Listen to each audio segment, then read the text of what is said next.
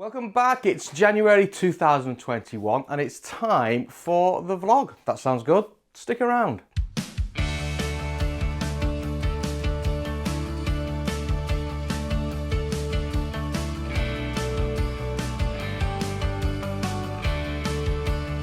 So 2020 was a really interesting year. We obviously had COVID impacting most businesses, including mine. The number of commissions dried up, but it gave me great opportunity to focus inside the workshop. So today I want to take a look back at 2020 to see how we actually performed in the channel, and then look forward to 2021 and give you the final decision on how I'm going to organise the channel for this next year. Now you may notice there's a new tool arrived in the workshop, and that's the CNC machine.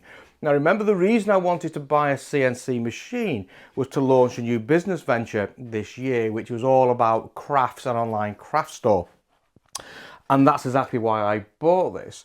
Now this is obviously a hobby-based machine, and my thinking is I'll learn how to use this, I'll understand what I need from a CNC. If the business starts to get some growth in it from the craft side, then I'll invest it in something a bit more robust. But for now, this is about learning, the learning exercise. It's interesting to say that learning has been somewhat harder than I anticipated it being in CNC. I know how to use Fusion, I'm good at software, I understand coding and how that works, so I didn't think the transition would be that hard.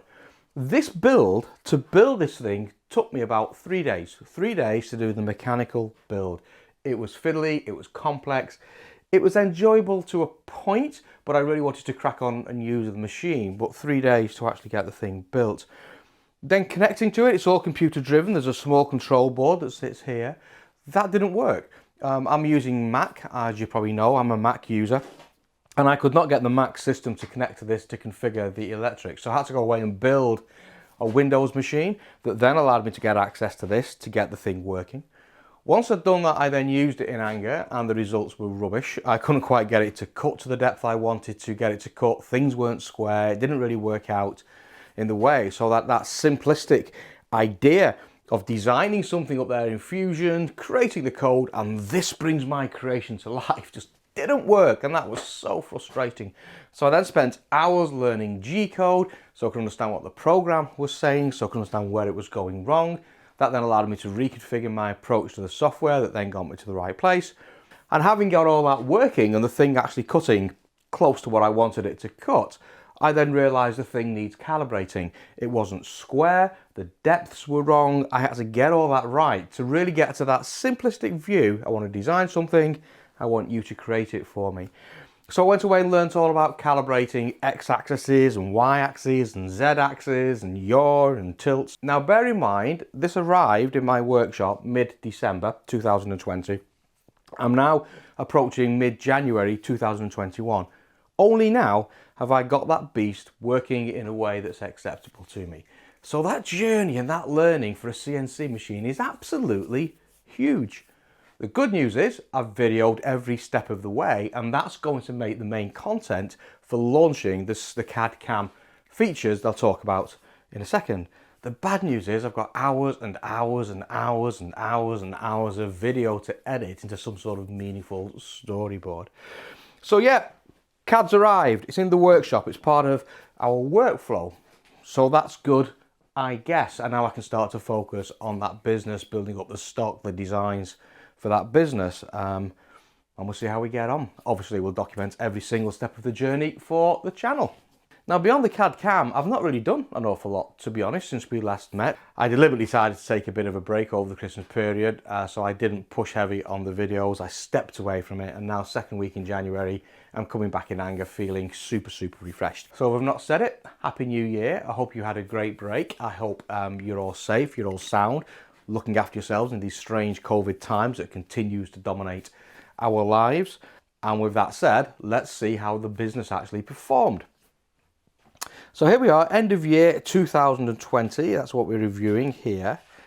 Inspired Educating Support, that's what we were focusing on in the last year. Inspiring the community, educating the community, supporting people in their development. That resonated really well, it works really well. I'm going to continue to do that in 2021. We set some 2020 goals. I was looking for 15,000 subscribers. I was looking for 3 million minutes of watch time and about 500 website subscribers. I wanted to get 4 deep dive website projects, which we did: the Fusion, the coffee table, the workbench course. The display case I'm going to revisit because I'm going to make that as a CNC project, so I'll come back to the display case. I wanted to get the season 1 of Beginner's Guide to Woodworking. Didn't really achieve that, but I still want to get that done in 2021. And I wanted to launch the wooden gift store, the CNC based business. The CNC arrived, I started to scale up for that, but the learning curve became too big, so therefore that's also delayed. So an interesting year in 2020. Now, as long as you guys still watch the videos and we'll still see growth, I'm going to continue to do the channel. I did think at the end of last year, should I stop the YouTube channel? Should I carry on with it? But there's enough interest and excitement and enthusiasm for what we're doing for me to carry on for another year. So that may or may not be positive, depending on your point of view. So I've set some targets for 2021. I'm sticking with Inspire, Educating and Support, and I'm sticking with the regular Tuesday video slot as much as I possibly can. I've reset some targets. That should say 2021 goals. I'm now aiming for 20,000 subscribers on the YouTube channel by the end of this year. I want 6 million minutes of videos watched, and I want to have in excess of 2,500 people in the community on the website. I'm going to continue with the website training, so there's going to be more courses coming out this year. The next one's going to be a tool cabinet, well, actually 3 tool cabinets, a modular based design, so we can store our hand tools, easy reach inside the workshop. So that's going to be the next big module. I'm going to start Cad Cam Friday. Now, last time we were together, I was talking about CNC, and remember Fusion Gate, as I call it, where I started to do a deep dive activity on Fusion 360, how to use it, and I alienated a big part of the audience. I've learnt from that, and I was talking to you about a separate channel, Cad Cam for Woodworkers by the Woodgrafter. Thought about that, and it's a lot of work to build a channel, and to be perfectly honest, I've not really got the time to go and dedicate to building up a new channel from the ground. So I wanted to make use of the momentum we've already got on this channel, but I didn't want to make the same mistake I made with Fusion by dominating it with Fusion. Everything was Fusion, everything becomes Cad Cam, you guys get alienated again. So I'm going to do 2 sides of the channel. The Tuesday slot that we've always had will continue with tool reviews, with projects, with tips, with conversations, so what you've come to know from the channel. But the Friday slot I'm going to reintroduce, and that's going to focus on Cad Cam. Now, sometimes there will be crossover between the two, if that makes sense. And what I mean by that is I've learned that the CNC machine is not the silver bullet. It's not as easy as designing something, creating the program, and this does it for you. Joinery is still involved, finishing is still involved, material preparation is still involved. So a workflow for an end product actually includes traditional tools, power tools, and Cad Cam type features. So there will be crossover between the regular Tuesday slot and the Friday Cad Cam. Imagine, if you will, creating a simple memory box. And the memory box may be made of MDF sides and bottom, and it's painted in some sort of nice white chalk paint type finish. But the top could be an oak panel for the lid, and that could be engraved, or it could have inlays inside it.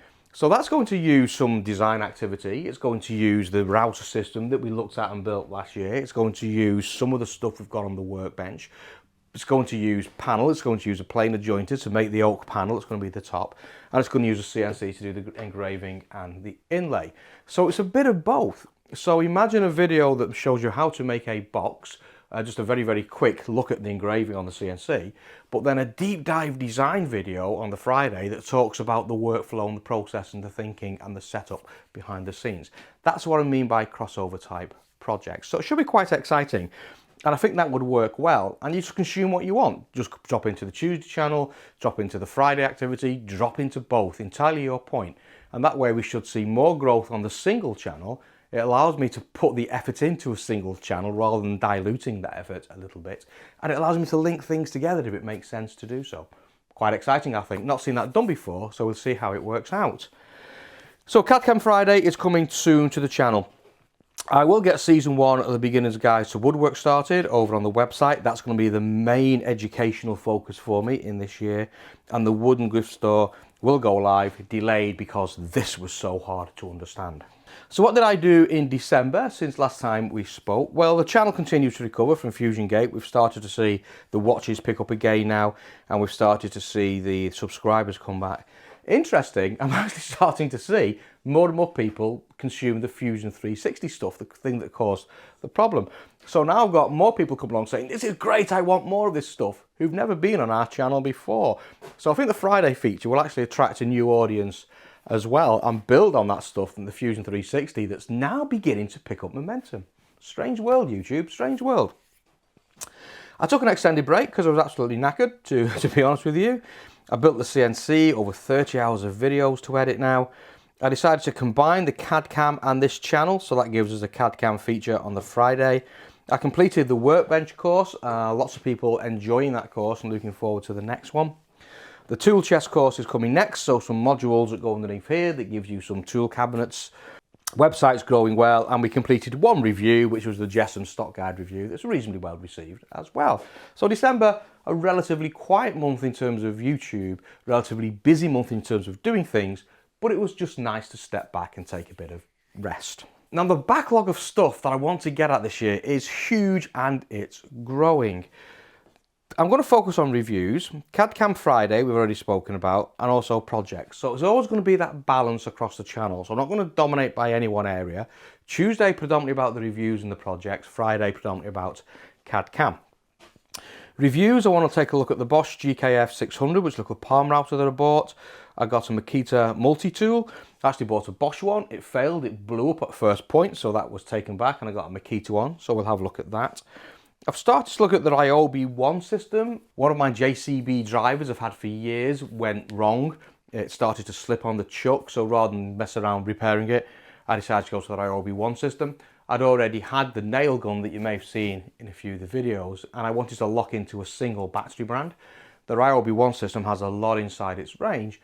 The reviews are reasonably okay for most of it, so I thought what we'd start to do is to look at the Ryobi brand. I'm going to reach out to Ryobi to see if they're interested in any sort of collaboration around that. But if they're not interested, don't worry about it too much. I'll look at the nail gun that I've got and we'll sort of review that and look at the benefits of that one. We'll talk a bit about the One system. I'll look at the impact driver and the drill that I've recently purchased. And in the not too distant future, I'm thinking of buying their spray gun as well, because I want to start to do some spraying on my finishing. So Ryobi One system will give us some rich conversation pieces, and you'll be pleased to know it's affordable. It's not the usual Festool super expensive stuff I go for. It's affordable for most DIYers, so I think that'll be quite interesting for us. Bench dogs, we've got a new product out, the parallel guides. That's this lot here, parallel guides. We're giving you fast, repeatable, accurate cuts on large panels and small panels on their system as well. It's a direct competitor for the Festool system, comes in at a much better price point, so we'll look at that. And what I'm going to do is to do a product review in the way I normally would, and then I'm going to do a head-to-head comparison with the Festool system, so you can say what's right for you. So that should be quite exciting. I've got the Incra miter gauge that I'm using on the router table and also using on my bandsaw, so we'll look at that and put that through its paces. I want to do some updates on benchdogs.co.uk. They have been innovating quietly in the background. There's a few small products and some product amendments that they've done. So we'll just do a quick review and an update of what's going on with one of my key partners. Now I want to review the Ooze Nest Workerbee. That's this CNC here. But I'm not going to do that from a CNC. I'm going to do it through the eyes of somebody who's looking to get into CNC, you know, typical sort of woodworker that most of us are. Maybe thinking about getting a hobbyist machine, and I'm going to do it through that. So we'll talk about the features of it, what's inside the range, the sort of price points, and then a little bit about the learning experience that I've been through, and just make that real to hopefully help you make a decision, do I want to go down a similar journey or not? Also, I'm going to talk about the 3D printer. I know a whole host of you asked me about 3D printing, what do I use it for? So we'll do a review of the 3D printer I've got, which is the Creality 3D printer, and that's going to find a home in the workshop in the near future rather than being up in my office where it is today. So we'll look at that and talk about 3D printing. And then there's other stuff coming down that I can't talk about from Bench Dogs just yet, but there'll be a few more products in our backlog to have a look at as well. In terms of Cad Cam Friday, yes, we're going to launch Cad Cam Friday. I want to talk about Fusion versus Vcarve. They're the two biggest design products on the marketplace today in terms of software. I'm going to contrast them. Although they're similar, they're going to help you to create something in the digital world, so the outcome is similar. The way they approach it and the way that you think as you approach it is very, very different. So I want to contrast Fusion and Vectric Vcarve, and we'll have a conversation about that as part of the channel. I want to build a cabinet. One thing I've discovered about this, it's dirty and it's noisy. So I want to find a cabinet so that I can put this inside of. And in true me style, it's not just going to be a simple cabinet. I want this to be able to raise the CNC from inside the cabinet, so I get the top of the CNC at 900mm, which is the same level as all my benches. It's doing a big job. I want to be able to lower it out the way, close the cabinet up, and it can crack on in splendid isolation, minimizing the dust and the noise in the workshop. So it's quite an adventurous build. So we'll have a look at that and how we're going to do it as well. I'm going to talk about CNC Basics, 3D printing basics, CNC Mega Build. 3 days it took me to build this, and I recorded every single step of the way. There's a lot of value in that, I think. It's a tough one though, because it doesn't naturally sit anywhere inside the channel, an instructional video of how to build a specific product. So what I'm going to do is to edit all that into probably the longest video I've ever done, probably nearly 2 hours long, and it will be time stamped. I'm just going to push it out there purely as a reference piece, no expectations of it whatsoever, purely as a reference piece. If somebody is building this design of CNC, which could be one from Ooze Nest that I got, if you're in the US, it's more likely to be the open build one, with the same design, the same sort of basic approach. So watch out for that one, but don't get excited by it. I'm not expecting it to do well, but it's just useful information to push into the community, I think. CNC calibration is important. How the hell do you get this thing to a point where it produces something you want it to build? That was a huge learning curve, so I've documented it. We'll share the experience, and then we'll start to get into some regular features, CNC 3D printing techniques. So the idea behind the techniques videos is we'll do it from a project point of view.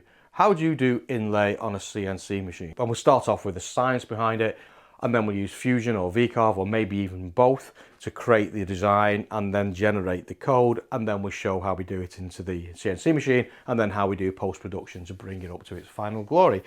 So lots and lots of hands-on practical stuff is what I'm thinking behind the techniques.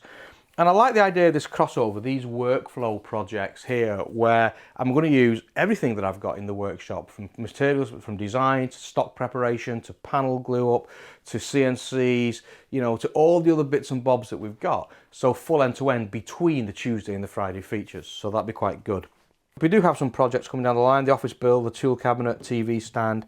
The memory box is going to be the first of these crossover projects, I think. I want to talk about the workbench as a one-off. Costing projects, quite a few of you have expressed interest in how I cost projects overall, and obviously given the fact we're going to go into the craft world as well, that becomes even more meaningful. And other features that are in my mind that we'll announce and talk about as we go through the year. So that's pretty much the backlog of stuff, the focus I'm going to have on the channel moving forward. A little bit of a new balance as we bring in some more of that automated side of woodworking, but we don't lose our focus on that more hands-on side of woodworking. See if it works. So, how have we done?